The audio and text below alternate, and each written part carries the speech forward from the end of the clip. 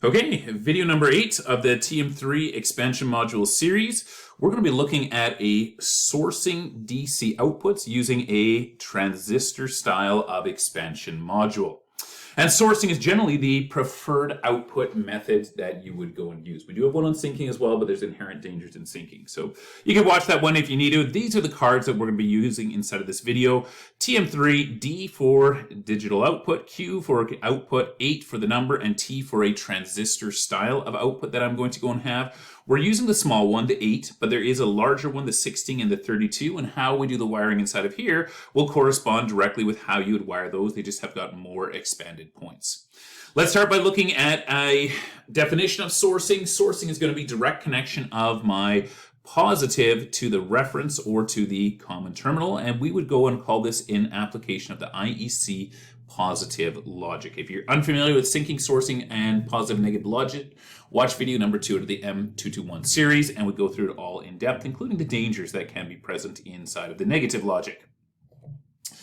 Okay, so our data sheet for this specific module, the 8 output transistor that we are going to have, tells us that it can be used with the 241, 251, 221, and 262 line of Modicons. Tells us that we have got 8 outputs, that they're transistor driven, and that they're rated for 24 volts DC. Anytime you're looking at a transistor is a DC device, you can never run AC through this. If you want to run AC, you need to use a relay style. We also see that these things can go and put out 500 milliamps of transistor output. Now this is very, very significant, this 500 milliamps that we are able to go and have out of here, because there are 3 main styles that we look at throughout our videos. We've got the R, which is the relay style. We have got the U, which is going to be my NPN transistor, so we'll just call that a syncing transistor. And then we have got these ones over here, which are going to be the T style, which are going to be sourcing. And there's a massive difference in the current outputs across each of these. The relay is able to go and run 2 amps through a relay contact. So a large amount of current, relatively speaking, small, overall, but relatively speaking, for control, 2 amps that we can run through a relay style. This T that we are going to go and have is 500 milliamps, so that is going to be 0.5 of an amp that we would have. And then the U, which is going to be that syncing style, can only have 0.05. It's rated for no more than 50 milliamps. So that U style, the syncing style, is very limited in the amount of power that it can go and run through its transistor outputs. These ones here, we can run half an amp through, which is more than sufficient to drive most contactors and loads like that. So we see that value over here for my discrete output current. A few other small bits of information that we can pull off. The amount of turn on time for these ones is going to be the same for a NPN or a PNP. So whether you go syncing or sourcing, you get no gains off of that one.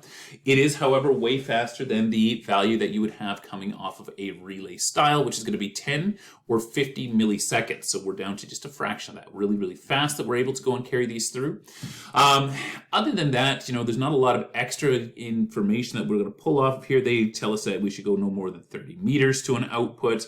They tell us, the maximum voltage drop is going to be less than 0.4 of a volt that we're going to drop across the transistor. In other words, we're driving that transistor to saturation, for those of you that know your transistor terms, and that it's going to be under, 3 watts of maximum tungsten load or DC load that we could have per transistor output, where this is going to be something that you might want to watch would just be on panel lights. Tungsten is commonly used for lighting of incandescent lighting. But with LEDs at this point, it becomes less and less of an issue.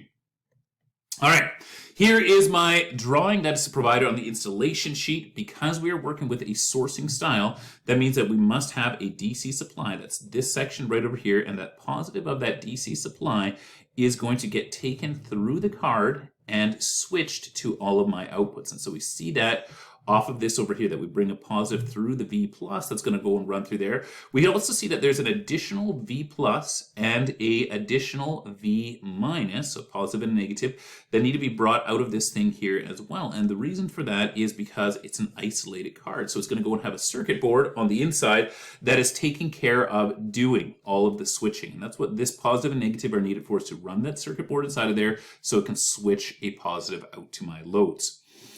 The actual wiring that we're going to go and accomplish on the output is going to be we're going to take a DC supply, we're going to run it through a 4 amp master fuse over here that's going to go and run into the card, and then it is going to come out to my individual loads over here. My loads are going to go and have their negative carried back through, and you will always be able to go and trace from your supply through the card to a load and back through, and should be able to go and form a complete loop of current like that. If you can't form a complete loop, you're operationally incomplete on your wiring. Okay. Moving on, for the fusing, I suggest using DIN rail type of fusing. 2 main styles of DIN rail. We've got the CC, we have got the small glass and ceramic styles. The type that's suggested inside of almost all of your Schneider documentation is going to be a type T fuse, but those fuse holders can be hard to come across, as well as the fuses can be hard to go and source, and that sometimes forces customers then to they disregard the fuse. They cut out the fuse holder and splice through, and that creates a greater danger. So try to use something that's readily available. I suggest using HCLR style fuses if doing the CC. Excuse me, because HCLR are going to be your fastest acting style that we're going to have. And whatever type you do use, I do suggest that it is going to go and have an indicating light that tells you when the fuse is going to be blown. All right, let's move on to the actual wiring that we have for this unit. This unit, if we take a look at it, we see that the card itself, we'll just give it a quick little zoom in on the card, is going to be mounted to the side of my main PLC. My main PLC over here is going to be an M251. We could have connected onto a 221 or one of the others that we have out there, but we'll just leave it off of this 251 over here.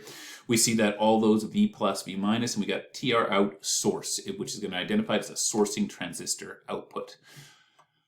Zooming out a little bit, we're going to follow our power path in. We see we got AC being brought in through a DIN rail breaker. That comes into a DC power supply. That DC power supply then converts it into 24 volts DC. We run that through a DIN rail fuse holder into my main CPU, my main PLC over here, which is going to go and provide the logic. We see that we also take that 24 volts out and up to this fuse holder that we are going to have over here. And this fuse holder is going to go and provide all the fusing that we're going to use on our outputs. So now that we've laid out the power, let's do the wiring. Well, because we are doing sourcing, that means that we need to go and connect a positive to my common. So we're going to start with that. We're going to go and take a positive in. We're going to go and drop it right there, and we're going to jump it right over to there as well to go and power the card itself that we are going to go and need. The reason that they have 2 separate ones over here is so that you could have like 12 volts that you're switching through perhaps, because 24 volts is your maximum, and you could drop down, but you still need to power your card properly. We're going to leave it at 24 volts though, because it is the most common. So we got our power being brought in here. We then take our negative, so we're going to come from our power supply over here, and we are going to go and drop a negative on here to go and power up that card on the V minus.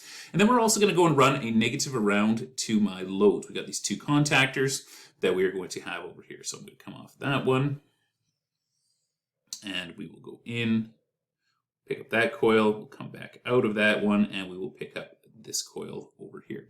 So both coils have their negative powered now, and now we just got to bring out our actual switch leg that we're going to run to these. So we'll pick a output, we'll pick number 3 here for this one, and we'll go from here out and into that contactor. At this point now, this contactor would have a complete path for current. We can trace that through.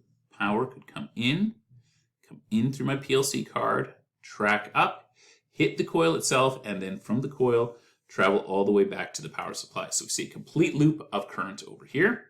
The other one is going to be a slight bit more complicated, because the other one we've got this block over here on the bottom, which is going to go and be my overload contacts. And the overload contacts are monitoring whatever current I drive through the whole contactor path. They're monitoring that, and if there's too much current, they're going to be able to trip out. We use it as a common protection type on motors. So we're going to pick an output. We'll pick number 6 here for this one. And we are going to go and run down, and we're going to come through the normally closed on here. And then from that normally closed, we are going to go up to my coil itself. This way, the actual current that's traveling through here gets monitored by this, and it's going to go and shut that off. We could also use these normally opens with an input card, so that we could sense when an overload happens and, tell our logic to shut stuff down. But in this case over here, what we're trying to do is we're just trying to power it up. Once again, our complete path for current is going to be available. Take a look. We got positive through our fuse holder, into our card, out, along through my normally closed overload contacts, up to my coil, through the coil, and then back along my black, or my negative, to the power supply, complete path for current available. All right, that is it for the sourcing style of transistor outputs. When given the opportunity, if you do not have a specific model picked, always try to go with the sourcing output. Syncing just runs into more problems.